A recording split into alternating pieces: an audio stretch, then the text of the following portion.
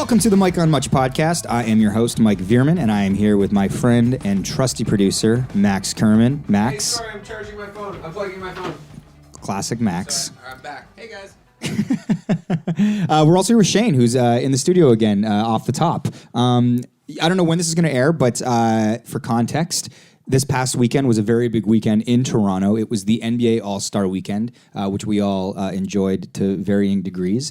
But it was also Valentine's Day. So I think we're going to start there, guys. And also on today's show, I should say, we got a great interview. We got Shad. Yeah, the host of CBC's Q. Yeah, I was picking his brain for interview style, you know. What was tip that he gave you? You're going to have to listen to the interview. Man. Yeah. Good tease, though. I need those tips. Yeah, but so stick around for that. That will be later in the show. Let's start with Valentine's Day, fellas. We're all in committed relationships. It's so true. This should be pretty good. We should have a lot to offer. You guys are pretty big romantics, in my opinion. Yeah, so Really? What did you do to dazzle your ladies? Well, I'll tell you what. So Saturday night, the day before Valentine's Day, she was going out with some friends in Toronto. It was NBA All-Star Saturday night. So I watched it with you guys in this very apartment. Then Shane went home, and then I picked her up from the bar. It was so cold on Saturday night. And so I got in an Uber, picked her up, and came right back here. It was like a 5-minute kind of like ride there and back. But the Uber guy understood what I was trying to, like, it was so cold. It was a really nice gesture. It was so cold in Toronto this past Saturday that it was actually the coldest it's been since January of 1994. Yeah, it was crazy. So we came back here, and I was thinking, so we were going to sleep on your pull-out couch. Yep. With you in the room over. Like, Yeah. I was thinking about getting really romantic and like having like sort of flowers and like roses spread across the pull-out couch. I was like, hey, how's this for your Valentine's Day, baby? I'm getting it going early, but I got too lazy. Actually, I remember it was like 11:50. Probably 11:49. We were watching Saturday Night Live. And then I was saying to myself, like, I still haven't figured out what I'm doing for Valentine's Day. Do you think there's like a card I could buy? She likes cards. Is Shoppers still open? And then Mike said, it closes at midnight. And there was like 11 minutes to go. And I was like, I can't do it. So I literally had nothing prepared. Right. But we woke up in your apartment, went to... Did you have sex? No. No. Come on, we're not with Mike in the next room over. I had my headphones in. I was watching Doctor Who. So it was a very I kept on romantic... telling her that. His headphones are in. She had none of it. But we went to Fresh, her favorite sort of vegetarian restaurant for breakfast. We went to... this is what happened. She doesn't really want much or have many like material needs, but she's mentioned that she wants to have a watch because she's never really had like a decent watch before. And I figured the money I was saving on a hotel in Toronto, which would have cost me $150, $200, I was like, maybe I'll just buy you a watch. And I was like, hey, so at breakfast, I was like, I was thinking long and hard about what I want to do for Valentine's Day for you. Let's get you a watch today, baby. Ooh. So we went over to Eden Center and we picked up a watch. She really likes it. And then we went to go see How to Be Single. Do you know that movie? Yeah, So with Rebel Wilson. Rebel Wilson, Dakota Johnson, Leslie Mann, and I went to one of your Alison Brie. shows, Dakota Johnson, I heard a rumor. Yeah. Yeah, Dakota Johnson and Jamie Dornan came to our Vancouver show. Wow. From 50 Shades of Grey. Yeah, they must be filming the sequel in Vancouver, and they were looking for something to do. Yeah. They all bought merch. They asked for it to be signed vinyl. And Wow. They really liked 50 Shades of Max. No, that's not the part I just said is not true. but they were there. But they apparently, you know what? I didn't even know they were there. But somebody tweeted at us saying, so and so's at your show. I was like, you're a liar. They're like, no, I swear to God, they like literally bought tickets and they went to the show. So I don't know if they liked the show, but they were there, which is pretty cool. Shane, what did you do for Valentine's Day? Sorry, The perfect segue.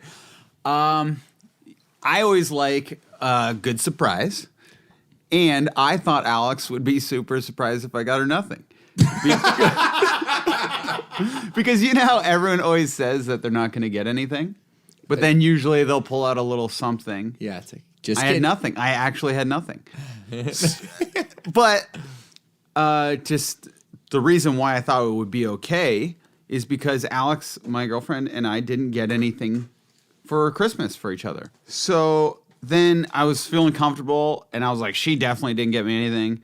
But then she gave me a card, and then I started feeling guilty. Girls love cards, by the way. I know. Loves a good card, and I just cannot be bothered. But it means a lot to her, so I should probably do that more often. But then... It's about what you write in that card. Yeah. That's true.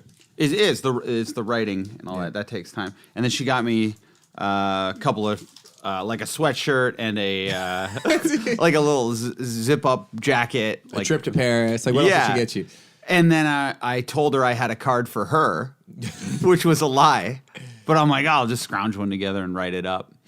And I was looking for like good papers and stuff to make. Where were you in your house? My house, yeah. So I bought a lot of stationery shit. It's just hard to find it. In my place is all messy where you keep papers. It's always a mess. So then I had all these colored Post-it notes. So I tried to make like a little card out of What was Post-it she doing note. while you were scrambling? She was showering. It takes girls a long time to wash their hair. So I'm like, I got some time. And she saw right through that I just made it instantly. And It wasn't a passable card. yeah, but I did do something kind of awesome. You know how for being creators, which I guess we're called much creators doing this podcast, they gave us a Christmas gift, which is this Pico projector, which you guys kind of just tossed to the wayside. But I donated mine, Shane. yeah, to charity. In the corner right there with the dust all over. No, but I opened it up and I bought the attachments. The attachments did cost $100 for it, so that's kind of a bitch. But I set it up and I have it like reflecting. I project cool images off all these mirrors, and I shut off all the lights, and so it's just all these like psychedelic images all over my room. And then I played like awesome music, and we just kind of lay there in the room and do it to that music. It's awesome though. It's like my girlfriend was like, "This is like the greatest thing I've ever experienced." I'm paraphrasing, but she said something like that. Wow. But it was really awesome. So that's that's kinda something like romantic. that. How can you do that? That's thoughtful. Yeah. What about you, Mikey? Well, here's the thing. It also happens to coincide with the NBA All-Star Game. And anyone that knows me knows that I'm a big hoops fan. So I'm going to be watching the NBA All-Star Game, and then we'll roll Valentine's Day to the Monday. Because I'm doing that, and I acknowledge she's being super cool about letting me do my basketball thing, I got a little card and like a nice little gift certificate to Joe Fresh that she likes doing, some chocolate. So just like a little... On Sunday morning, hey, I'm thinking about you, and then we'll go for a nice dinner Let me get tomorrow. back to my basketball. Please don't interrupt. Yeah. Yeah, exactly. So that was Valentine's Day. But like I said, the most important thing that happened this past weekend was the NBA All-Star Game in Toronto. The most important, by far. Outside of the United States for the first time in NBA history. Did you guys do anything for NBA All-Star Weekend? I didn't. I assumed I'd be going to parties and stuff like that, but I just gone back from LA and I didn't want to. I couldn't be bothered. But our friend Adam Burchell, who listens to this podcast, he was a big part of putting on the All-Star Weekend festivities. So I was seeing what was going on. That we weren't involved in whatsoever. He didn't do shit for us. He didn't get us really into anything. He did. He didn't even text. No, yeah. He acted like he didn't know us. But based on his Instagram, he was throwing parties for Usher and Gwen Stefani. Oh, he's walking Snoop onto stage. He was going to TIFF premieres of stuff. Yeah. He was like, he was at the dunk contest. He was just... But I got into a Kyle Lowry party. Oh, yeah. On my own. So you did go to an event. Tell us about that. Yeah, our friend John Populus, he's connected. He knows a lot of bottle service people, girls always. Like hostess and shit. Yeah, like Playboy type chicks. And and so you were invited, and then inexplicably you backed out. I'm not sure exactly what the reasoning was why you backed out, because Kyle Lowry is your favorite player. Yeah, well, the thing is I started drinking at 5:30, and then we weren't going to the party till 11. Right, you had like a laptop excuse. Oh, I also had my laptop from work at the bar with me, so I was like, I'm drunk. I need to get this laptop home. I love Kyle, but I don't need to go watch him like from 10 feet away while he drinks expensive liquor. Mm-hmm. Hey, sorry, side note. I heard about the day you told Dan and Julian about the wedding party. Yeah. And that you had brought the ring with you to the bar. This is what happened. Okay. So we get the ring in New York. It's like a size or two too big. So then I go and get it resized on Queen Street.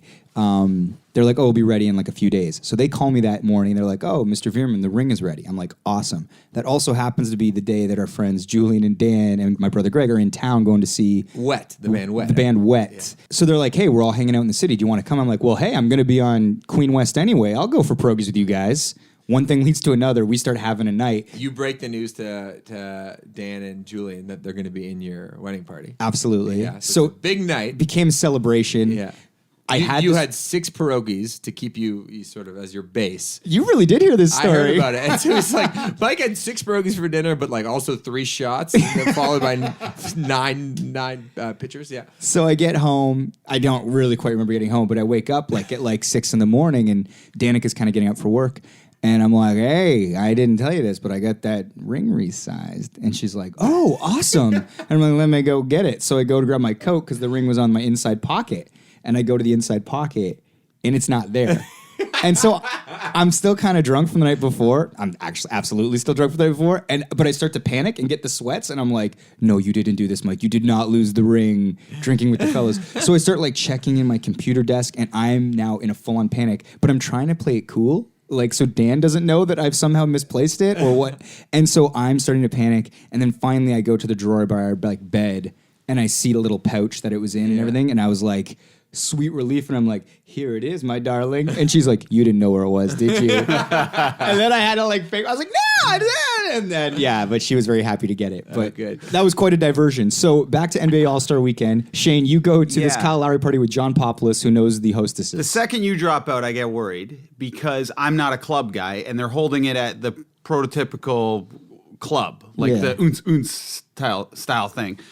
Populus is 6'5", the guy bringing me. Guy. He's a club guy, gel hair, like muscular arms and all of that stuff. So I'm like, they're not going to let me in. Like if I was with you, we'd look more similar to get in. And then sure enough, we get to the door and Pop's like, guest list. And then the guy pulls it. We're luckily on. Tickets are $40. We don't have to pay. We get that pass. I'm like, oh shit. I'm like, I'm going to get in. The guy's like, whoa. He's like, we have a dress code here. And I'm like, okay, Pops and I are wearing the same thing. In fact, Pops is just wearing a T-shirt. Like, he's just wearing a T-shirt. He's like, you're good. But he's like, this guy, I don't know. What were you wearing? Like a sweater. And geez, same thing as Pops. It's just I'm not like short T-shirt with rippling muscles and I'm not 6'5". That was the only difference. And then he's like, I don't know if we can let you in, man. But I'm like...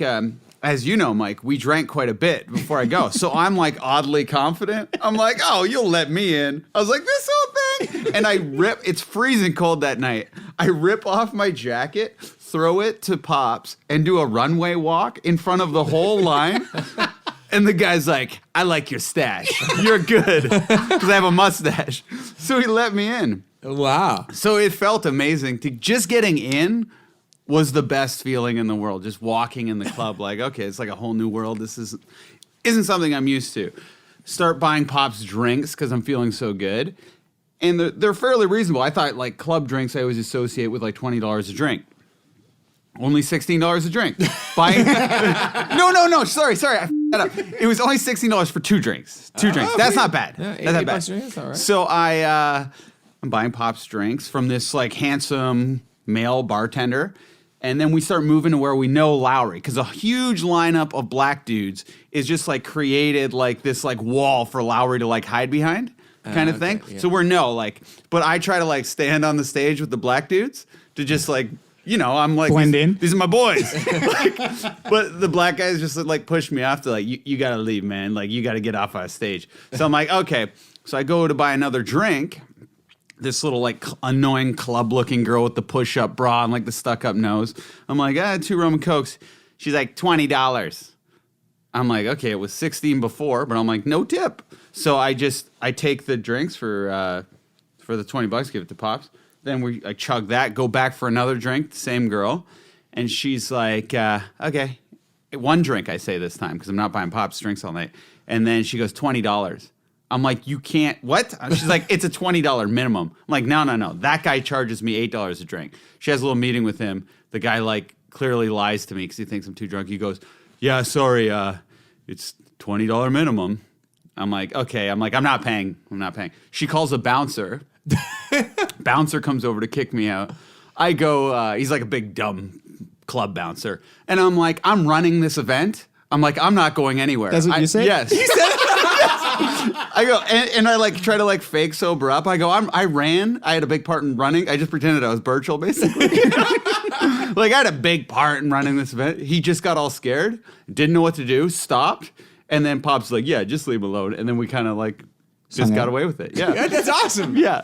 All right. Well, that was Valentine / NBA All-Star Weekend. Yeah. So on this episode, Max, we have Shad. Yeah, an old friend of mine. He's a buddy of yours. You set this interview up. Yeah, I've been meaning to get Chad on the show. And Chad's had a really amazing career in music so far. And then he got this gig working for CBCQ, replacing Gian Gomeshi. So I figured he'd have a lot of really interesting things to say on what it means to like take on a whole new career, you know, in the middle of one successful one going right to the next. And just shifting gears. Yeah. Yeah, he was great. And I'd never met him, but he's a big NBA fan. So actually, when I went down, we did this at Much in a boardroom, like actually pretty late at night, just me and him. I went down and got him from security, and the whole walk, we just talked hoops. And then into like the first like 5 minutes of sitting down, and then we finally got into it.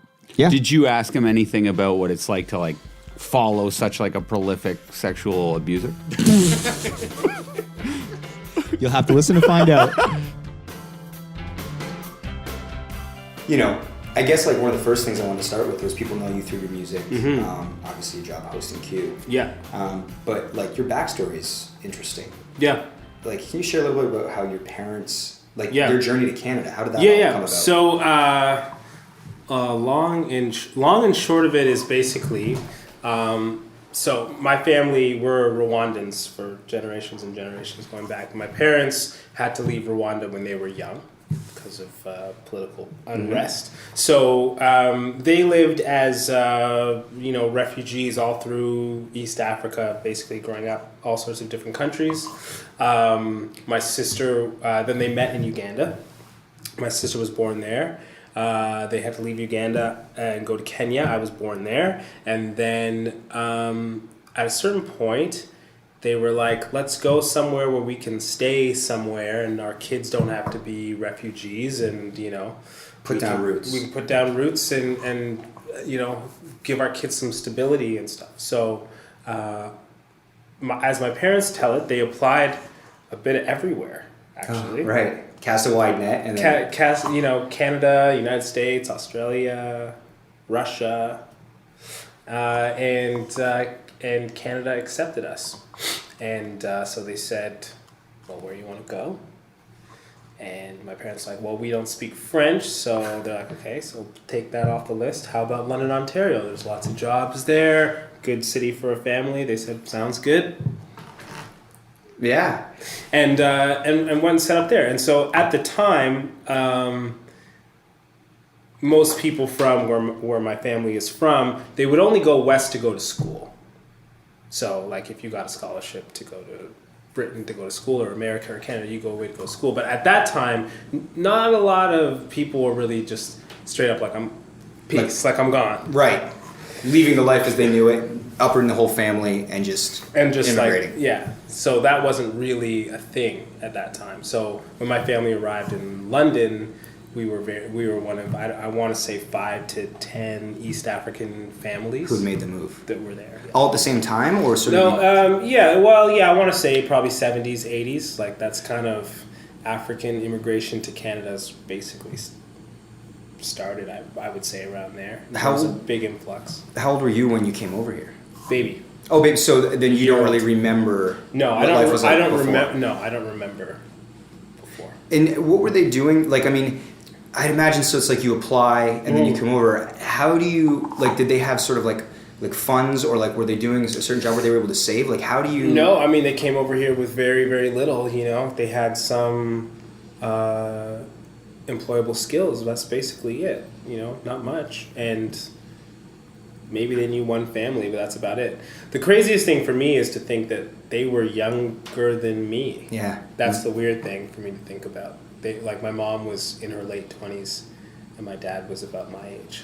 It was a different time, but I can't imagine what they were thinking with two small kids and a brand new country, not knowing anyone and no plans of returning. They moved back now. Really? Yeah, they retired and they moved back, but at that point it was like, we're here. Yeah. And so brave people. Yeah, it's bold. It's bold. Growing up, you mentioned sort of there was like 7 to 10 other families in that London area. Yeah. Were you a part of a community, or like? I find like for a lot of like, I mean, one of the reasons I kind of like really like basketball is just in my personality. It's like when everyone else is zigging, I want to zag. So like everyone I grew up with loved hockey. So it's like I want some little alternative. Yeah. Did you feel like sort of like the need to assimilate, or was it something that you didn't even think about? Assimilation wasn't something I really thought about.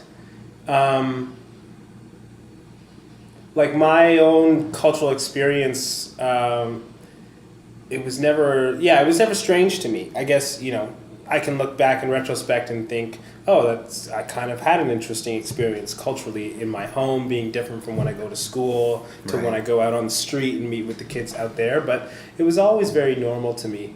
That was always normal. And as far as basketball goes, that was what we were all into. Where I was, 90s. Yeah, that was the time. That was the time. Yeah. Yeah. Cool. I mean, what did your parents end up doing once they got here? Yeah, so my dad was a machinist. He worked for GM for most of his career in London, Ontario. And my mom was a lab tech and worked at the hospital. Oh, very cool. So we were very fortunate. My parents found work after a while, and we were good. Were they strict with you? Like, did they forge? Or did they have an idea what they wanted you to do? Kind of like the typical immigrant thing. Sure. They want us to go to school and have the stability that they never had. Yeah. So that was what they hoped. That was what they hoped for, right? We made it all the way here. Use this infrastructure, and you don't know how good you have it. Yeah, to basically, and I understand it now very fully. Like, to not like, life is hard. Don't like, if you have the opportunity to make your life not that hard, take it. You'd be a fool not to. Yeah, that's hard to see when you're younger. It's hard to see when they're younger. I feel like I only started to understand that more recently. Like that's really at the bottom what they were thinking, right? Like, life is hard for most people on planet Earth, like very, very hard. If you have the opportunity to make it a little bit easier, you'd be wise to consider that. Absolutely. Yeah. Did you ever have like sort of a phase of rebellion in those teen years? I didn't. You always a good boy? I was. I wasn't even angsty, I think, until I was in my 20s. Like, I was a pretty happy kid, and never really inclined to do anything too dangerous or bad. I never had that bone in my body. Like, I never had it. Right. Like, I never wanted to. No, even roller coasters. I always say, like, even roller coasters. If these things didn't exist, I wouldn't have never imagined them. You don't see the appeal in it? It's like... No. Basically what I'm getting at is, like, I've never been a thrill seeker. Yep. At all. I don't have a single bone of that in my body. When did you start to sort of discover music and that, you were inclined and that you had a talent for it? I always loved music, like, as a kid. I can remember being 4 and, like, being moved by music. Never thought that was strange. Like, me and my friends and my sister and stuff, we always bonded over music. Never thought I had an unusual passion for it.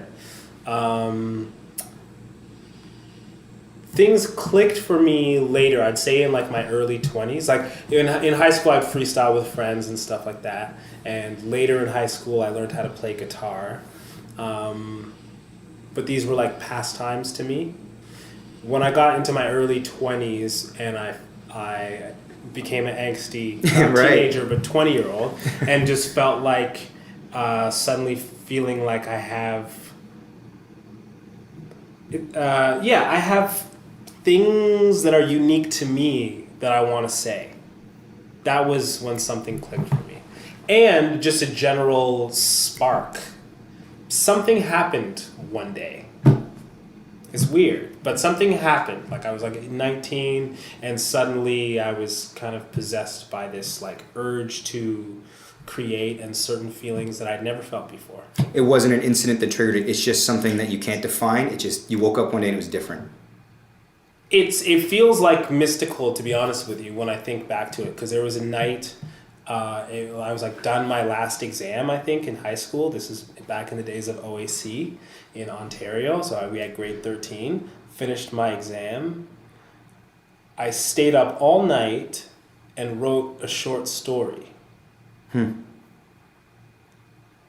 was not for school. I'd never pulled an all-nighter before in my life. I just stayed up all night and wrote a short story. I don't know why. I still don't know why. And I didn't know what to do with it. So I went to school, even though I didn't have to go to school. Exams were done. And I put it in my writer's craft teacher's box, in the office. Like you submitted it. Like I submitted. I don't know. I didn't know Even what though it you wasn't do. an assignment. Yeah, I exactly. didn't know what you do with creative things. Anyways, so it was just like this thing that I just got bit, by this sort of inspiration, and that was it. Weird. It was weird. Anyways, but that's not music. But then music was the easiest way for me to express myself because I think I had taken in so much music over the course of my life. So when I got to like 2021 and was still feeling that angst and energy and wanting to create, music was the easiest thing to turn to. Right, it was another sort of creative vessel, like whether it was that short story or music, it was just you sort of expressing in a creative It was me form. expressing in a creative form, and it was the one that was most accessible to me because it was the one I knew the most. Without knowing it, I'd been kind of studying it. You'd been kind of honing your skills in high school, beatboxing, playing guitar. Exactly, and so when it came time to express myself, it was like, yeah, okay, like, when you're a fan of something, you actually end up studying it. I find guys do this a lot. You end up Right. becoming a real nerd about the minutia. So I was doing that thinking that was just me being a fan, but actually it was a sort of preparation for when it was time to make my own stuff. I knew a lot about it. Obviously, as your hip hop career, you started to get recognized. I think I read that you'd won a contest and then you used those earnings to, record. Yeah. As your hip hop career was taking off, Yeah. you moved to Vancouver for grad school. Yeah. Yeah. Was that a tough decision, one? And do you think that was part of, like you said, about your family saying, hey, take advantage of these opportunities, don't make life tougher? Yeah. Was I all think that involved in that? It was all that, but the kind of precise moment where I decided to go to school, my second album was just about to come out, and it was kind of this time of like, I don't know if this is gonna work. Sure. Like I had made one album before on my own. That was a dream come true. I had so much fun doing what I could with that album in terms of getting out and playing shows and having these experiences. And then I got the opportunity to make a second album, and I did that. But it was still like, I don't know if this is gonna work in terms of like becoming a career. Absolutely. At that point. So I was like, at that point, I generally adopted the philosophy of if something interests you, then you do it. And if two things interest you, then you do two things. So on and so forth. So. And no fear that one might take away from the other? Not really. Because what I discovered in my life was that if you like something, you will find time. Sure. Right? So, okay, cool. So let me embark on this other adventure, going to school and seeing what's there for me. And fortunately, things worked out with music. But I was also enjoying school, so I stayed doing both for a few years. And after that sort of finished up, you'd been doing music throughout grad school. Yeah. And then as it finished up, were you like, this is my focus, I want to make a go at this, I want a career in this? Yeah. So basically, the timeline is kind of like, that second album worked out fairly well for me, and I was, music became how I made my living. Right? Things are cooking. Things, it's cool. Yeah. Pay my bills and Sure. things like that. But I still liked school. So for years, I was kind of going back and forth. I'd do like a term of school a year. It took me a long time to finish school, but I did. And just side by side with that, I had my career in music. And then when school was done, it was just like, okay, well now it's just music. And that was kind of it until about a year ago. Yeah, so about a year ago. Yeah. Which is a pretty major shift in anyone's life. Yeah. You have this award-winning rap career. You're making quite a name for yourself. And then all of a sudden an opportunity like Q comes along. Yeah. Like, what goes through your mind? Yeah. The same sort of thing. Like, if somebody says you want to do this cool thing, you say yes. And then you figure out later how to make this stuff all work out. Right. That's it. So I'm still following the same philosophy, basically. Sure. Yeah. But with something like hosting a radio show, whether it's the interviews or, everything that comes along with it, is that something that you... Like, were you taking note when you listened to other people interviewing? Like, is it something that you had an interest in? Or was it like, oh, shit, that seems kind of like a cool thing to do. I could figure that out. What interested me the most was the the like national conversation about important things. Sure. So, I didn't know if I could do it. I didn't know if I could be a good interviewer. But what interested me was like, here's an opportunity to like contribute something. And that's, that's like, I guess that's a bit of a shift in my thinking, because there was a time in my life where I was doing a lot of things, but I was kind of trying to chill. Like, there's this Strokes lyric, I'm working so I don't have to try so hard. That's a great line. Yeah. And that was always like, man, that's the only thing I understand in my life. Of course you work so you don't have to try so hard. Then at a certain point I was like, no, actually you work because that's part of what makes life sane. And that's part of, that's one of the great joys of life, actually. Do you think it's the routine of work or the purpose? It's the purpose, Routine is good too, though. Routine is good too. I'm not crazy about routine, but it's good. I think it serves a function. It I've serves a learned as I've gotten older. Yeah. What I think routine is good for is that, there's so many things to think about in life. Yeah. That if you have routine, it just minimizes the amount of things you have to think about and just frees up some bandwidth to actually think about important things. I think it was Mark Zuckerberg I read about. Yeah. Where he wears the same thing every day, like the hoodie, because it's one less thing he has to think about. Totally. Yeah. Totally. I was reading this thing that says actually small decisions and big decisions, they take up the same amount of bandwidth. Oh, fascinating. Basically. So, if you spend too much time in the food court figuring out what to eat, like you're not going to have the brain power to, make an important decision later in the day. Anyway, so yeah, routine's good for that. But like the purpose, like... You're saying contributing to a national conversation. Yeah, contributing, like making a contribution. Like, do you want to get to the end of your life and say, you know what, I had a great life. Look how much like I minimized my effort. No, you want to say I worked hard to try and contribute, right? That's actually what brings you joy and purpose, I think. So that was it. It was like, wow, like this. If I can make a contribution here, this is that's a big contribution. That's a lot. So. Well, I mean, you're in the driver's seat for that national conversation. Yeah. I guess, like, to the minutia of doing a show like Q, do you choose what you talk about? Do people bring ideas to you? Yeah, the volume would be way too great. Of course. An hour and a half every day if I were to try and curate all of that, find it all and curate it all. No, there's a whole team of people that are involved with that. Right. So, so I trust that they're bringing the stories to the table that are, urgent and timely and what are on people's minds, and then I try to bring that out. Yeah. Yeah. So this great opportunity comes along. Yeah. Your predecessor left under very public circumstances. Yeah. I guess the question is, does that in any way, as you're thinking about taking this gig, sort of taint the experience? What are your thoughts going in? Is it a factor that plays into your thought process? The strange thing is not really, if I'm totally honest, because there's so much to think about. Like, I've never done this before. So I'm thinking so much about how to do it. Yeah, what's my workload? Yeah.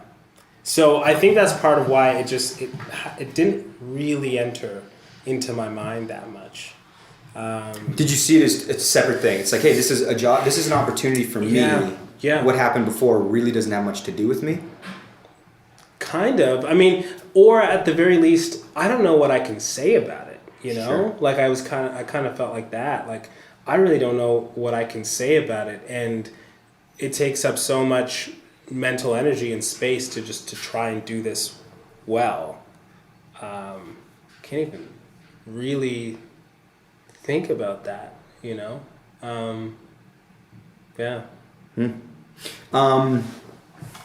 What does a typical day look like for you? You get in. What time do you get to the office? I get to the office at 8. Okay. People think that the hard adjustment, like coming from music, is waking up early, but I have no problem waking up early.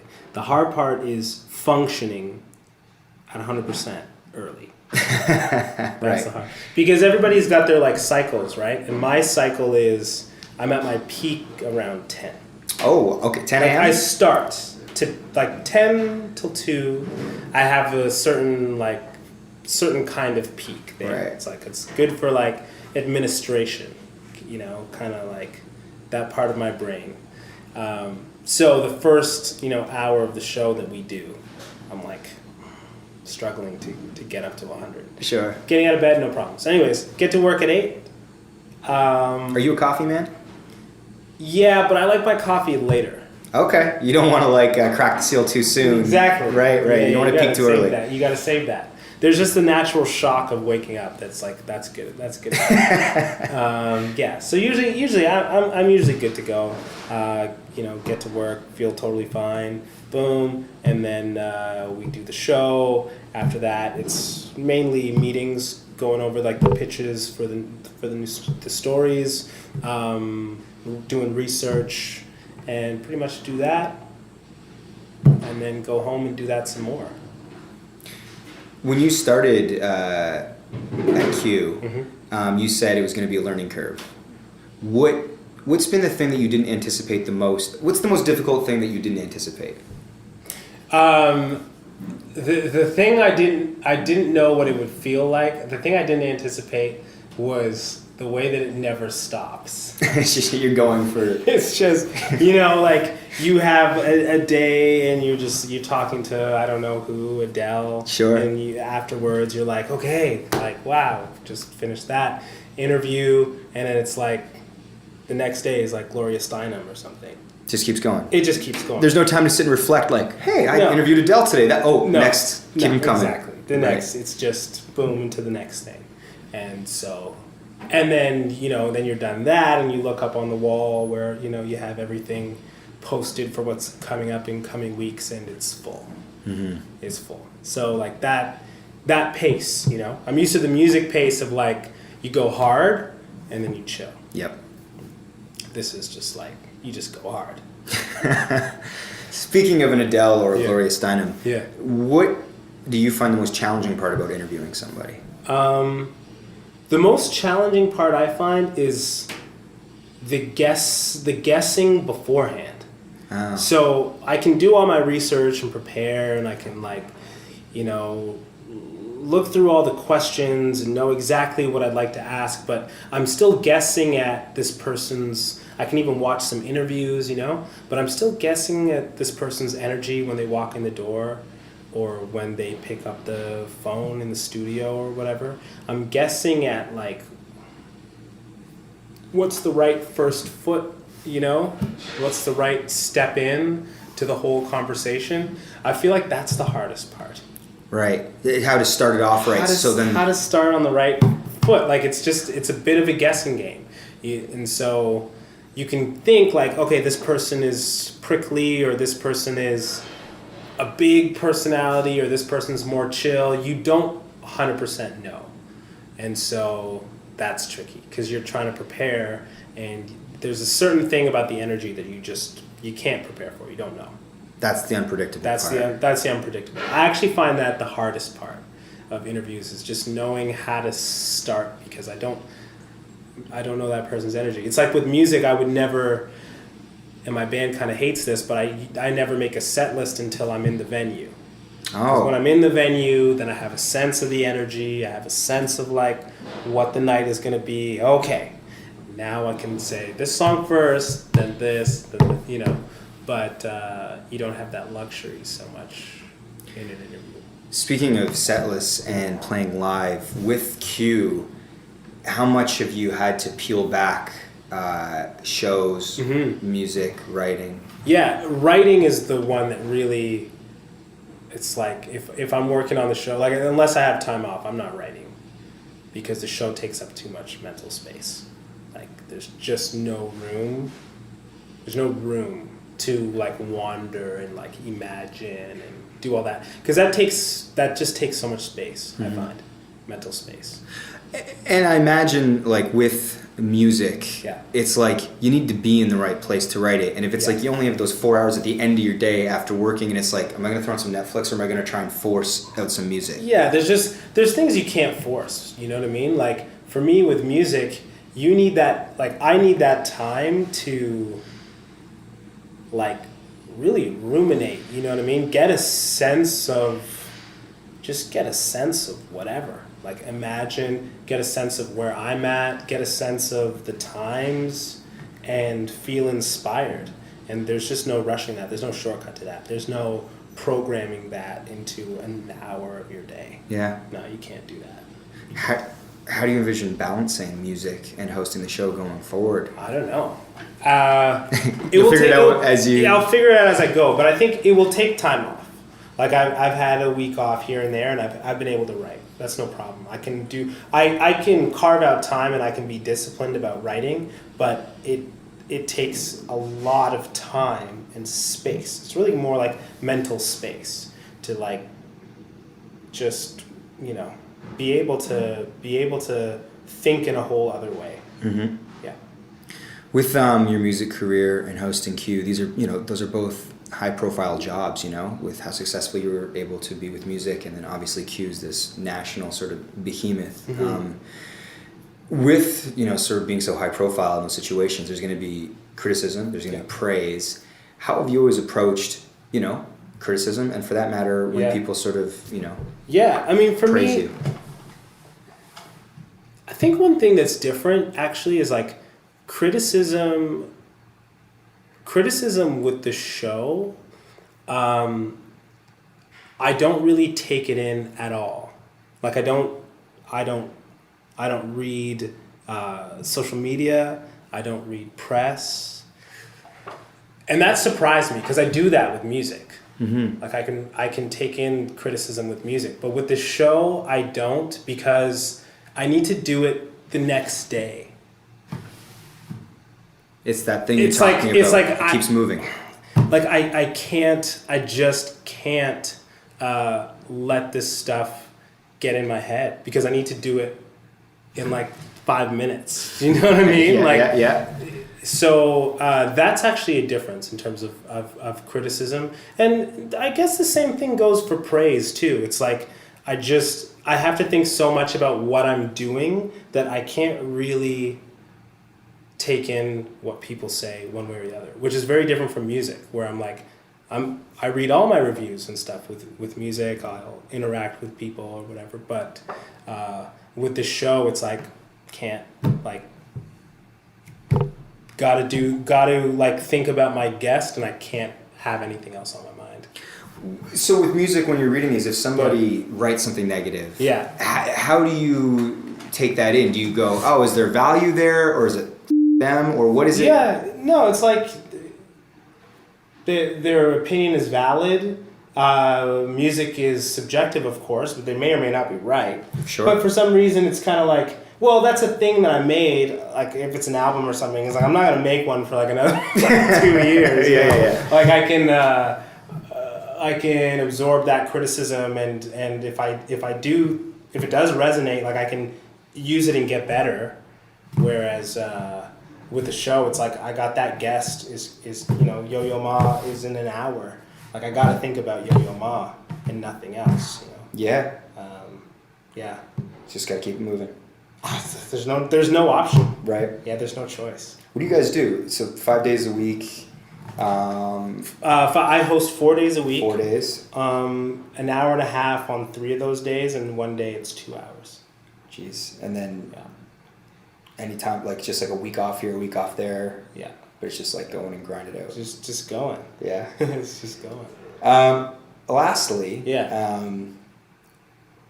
What do you see yourself doing in 10 years from now? Man, no idea. Unanswerable? Unanswerable, because it's always been unanswerable. Yeah, because if I were to ask you that question even 3 years ago, would this outcome seem incredibly unlikely? No, exactly.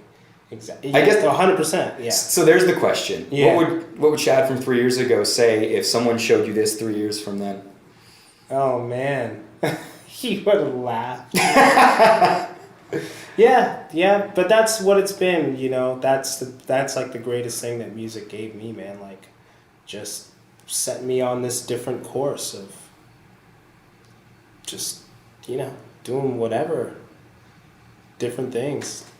Interesting, exciting things. That's it.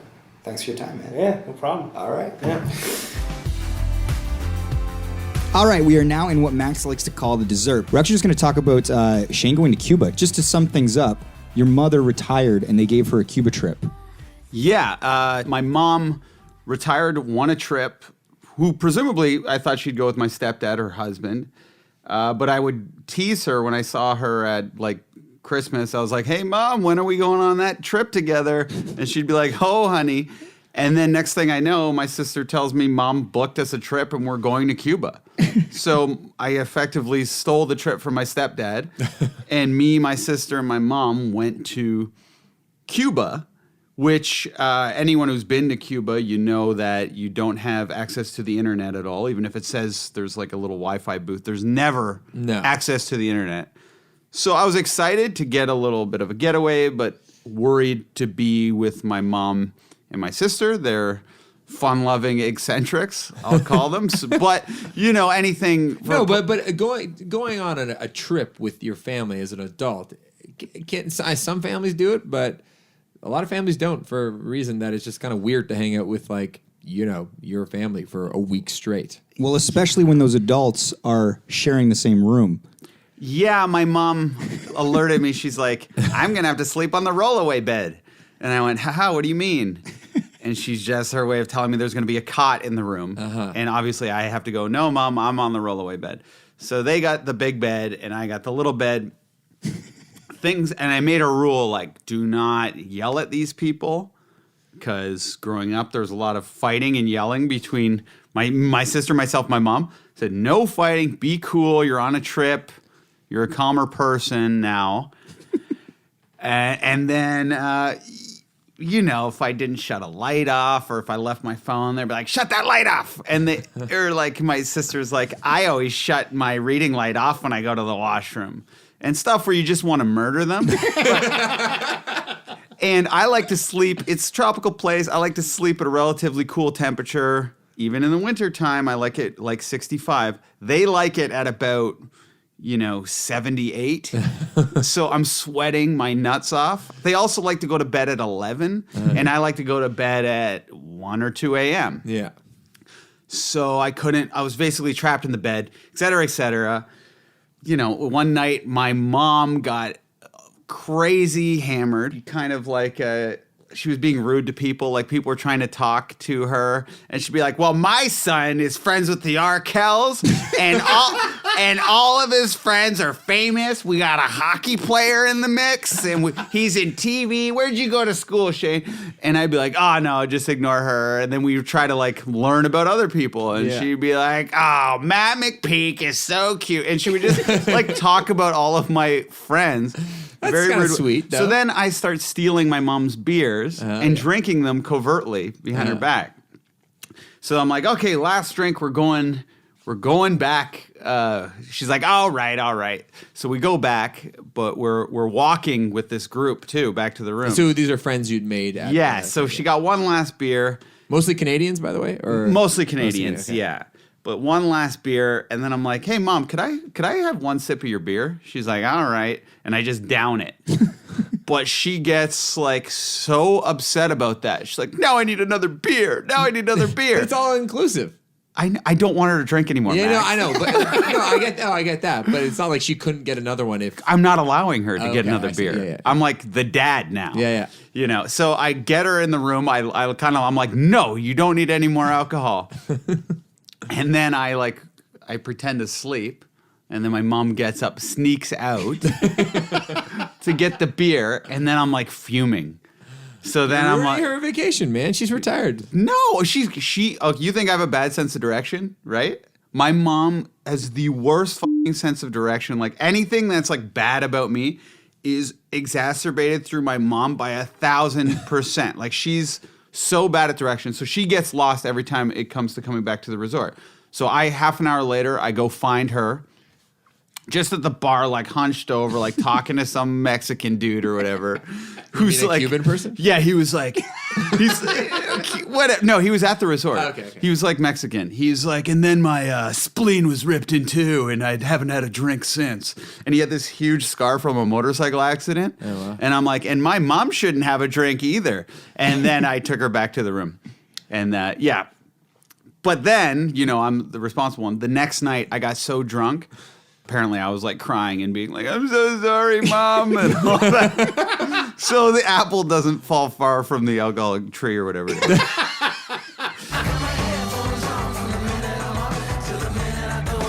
All right, that's our episode. Thanks for tuning in. You can follow us at Mike on Much on Instagram and Twitter. Huge thank you to Jenna Gregory, who provides all the artwork for the show, jennadoodles.com. You can find more of her stuff there. Please leave a comment and rating for us on iTunes. It all really helps the show. And tweet at us, send us a note, on iTunes or however you want to be in touch. And we'd love to hear from you.